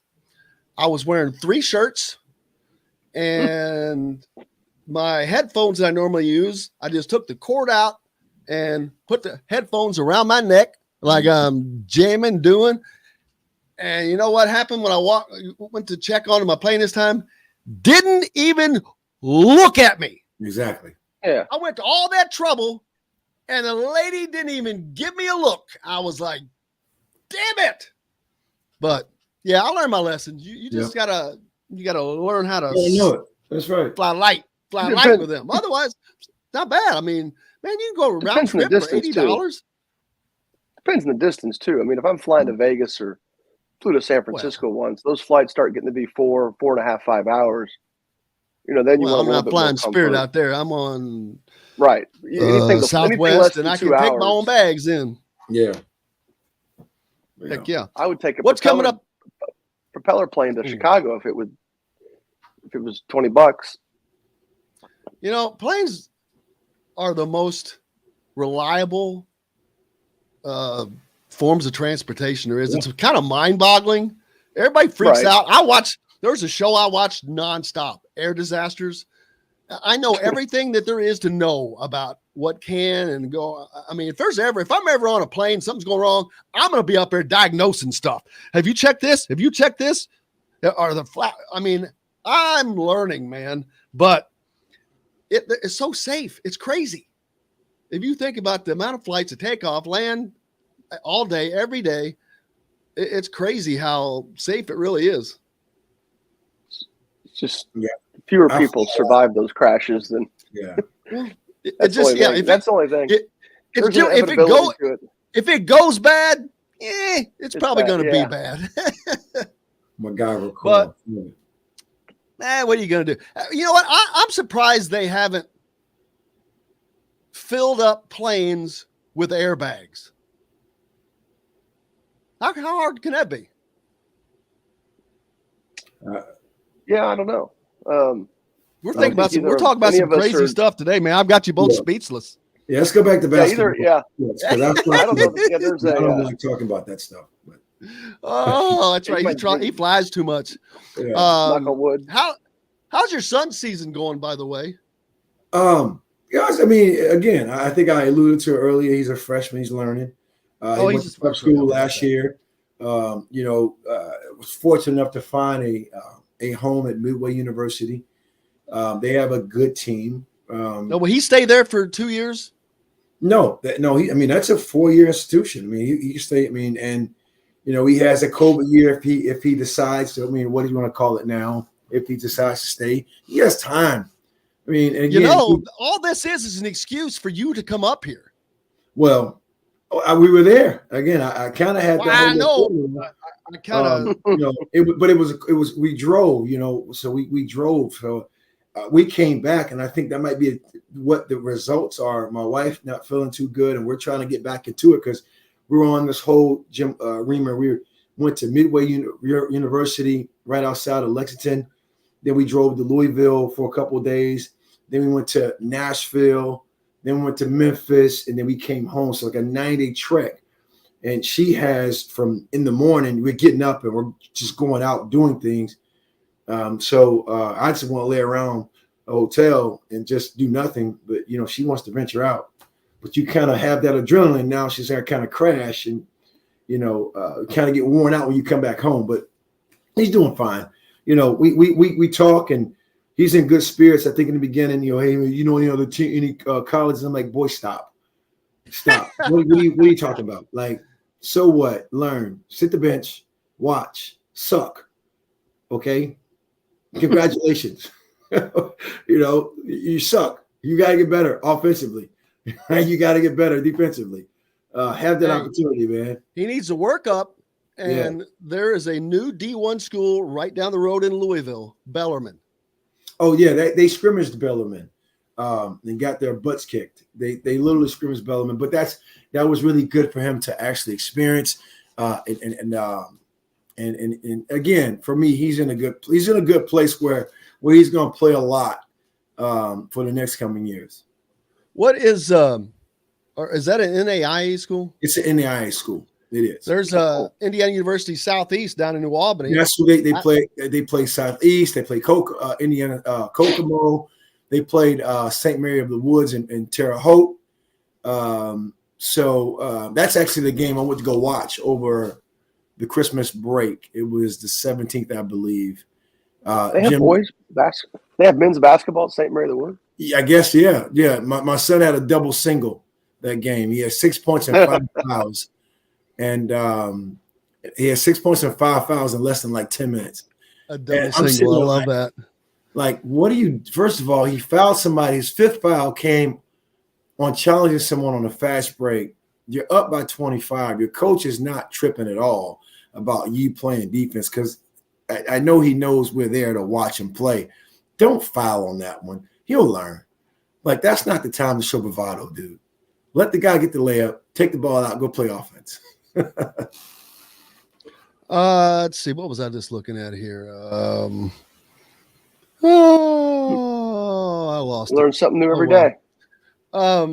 Yeah. Oh, yeah. No, I was going to say you get him to transfer to IUS, and then Tim can take care of him down there in New Albany by Louisville. We don't quit, Tim. We don't quit. We don't do that. If I can survive Coach Knight, and again, air quote, survive like it was a war, I think he'll be okay. He'll be all right. The flight doctor. Yeah, and he, my condolences go out to Russ. I saw Russ, or not. I guess he survived it. So sorry. I saw that. Yeah, it all worked out. So yeah, great. It all worked out. Just being in that. Yeah. Fly to Dallas. Have Charlie meet you at DFW at Whataburger. There you go. Oh, they have They did the Whataburger. I think I thought started here in Texas somewhere. It did. Yeah, it's a Texas chain. Yeah. It is. Texas and Oklahoma is where it really got big. Mm-hmm. But I didn't realize they had one in the DFW airport. Oh man, too many. They have every corner. You have no such thing, man. You have it. Yeah. No such thing. There's just no such thing. I'm dying, not having it. I need it. But yeah. We get you up here, then we can just start doing more stuff, man. There you go. That would be great. I'll take it. That would be incredible. Let's see. I want to make sure we're not. Are we over on time? I don't think we have a segment for a while. No, 5 minutes. 5 minutes. Oh, okay. See, it's Monday. I forget it's Monday. Yeah, it's Monday. I'm not used to that. It's the other 4 days are a few minutes different, so I have to always be on my toes, man. John's got things going. What's coming up next this week for you, Charlie? Are you just staying home, trying to get things back in order? Yeah, just again, Lord willing, my wife is okay. I mean, she's in good spirits. Jim Reamer and my wife had to go get a COVID test, and we got to wait a couple of days. She's just not feeling, head's foggy, kind of, sore throat. I think the symptoms of what this new strand of COVID kind of is out. We've fortunately for me, I've been fine, feeling okay. We've been separate. She's in our main bedroom. I'm in another room. My kids are all around her. I don't get it, but they're fine. But I mean, seriously, but I don't want to try to figure it out.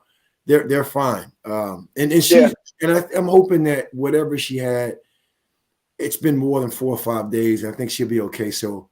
I've started consulting at this school gym as like a PE teacher, so I had to stay home. Did you do that? Did you go through with that? Say it again. Did you go through with that? You were doing couple things on Mondays that you were shadowing. Yeah. And so I did. I committed to being a consultant for them, and it's working out.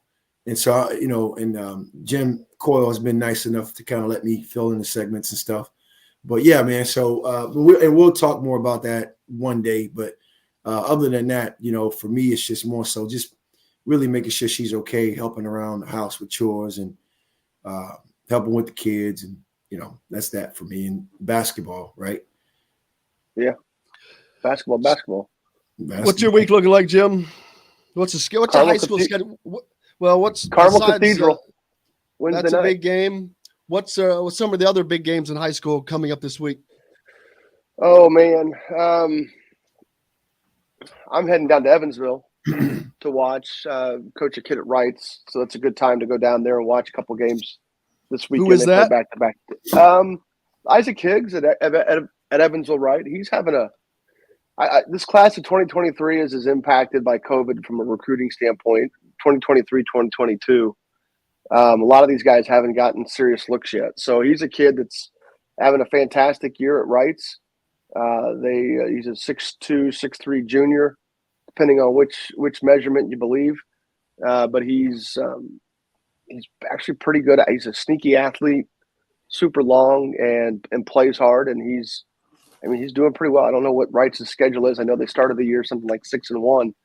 So they're winning. Looking forward to seeing him play this week, and Carmel Cathedral's Wednesday night. Other top games. Oh man, we went through this last night recording our pod. Let me look here real quick. There's Tuesday night. There's a really good one. Oh my God, my stupid. Here we go. All right, good. We're getting there. The Marion County tournament starts Tuesday night. That's definitely a big one. That's where I'll be tomorrow night. I think that's where I'll be tomorrow night. Let's see. The best matchup there tomorrow night, though, is Ben Davis at Lawrence North. That's going to be the best Marion County tournament matchup. Now, obviously, the entire county plays tomorrow.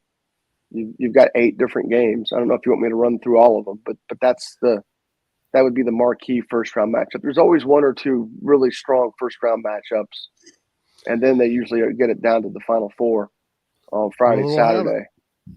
We'll look forward to talking about that, and then tomorrow we'll have more football information, as it looks like that Minnesota coach Chad Witt, their defensive line coach, is coming to Indiana in a position that not exactly sure. Is he's going to be co-DC? Is he going to be line coach? We're looking at getting all that stuff worked out, but can't wait to do it again with you guys, man. I hate to wait it a whole week. That's the only bad thing. That's okay, man. We got more food to talk about, more toes to talk about, lamps. If you don't have a Whataburger bag next week, though, I'll be disappointed. All right, boys, John, you all have a great one. Goodness, John. Let's go. In a hurry. Let's just out of here. John, he does. Everybody have a great day. We cannot thank you enough. Thanks a lot to Jim Reamer. Thanks a lot to Charlie Miller. Thanks a lot to Don Fischer, of course. And most importantly, thanks to you guys. Go out and have yourselves a great day. I'm Jim Coyle. Until tomorrow, I will see you on the radio. All right. John's forceful. John, let's go. Damn, John.